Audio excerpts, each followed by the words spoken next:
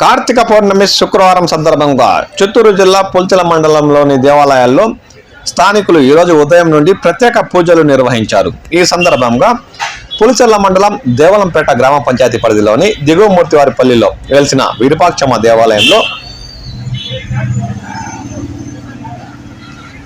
స్థానికులు ప్రత్యేక పూజలు నిర్వహించారు. అనంతరం ఉసిరి చెట్టుకు ప్రత్యేక పూజలు చేపట్టి స్థానికులంతా కలిసి వనభోజన కార్యక్రమం ఏర్పాటు చేసుకున్నారు.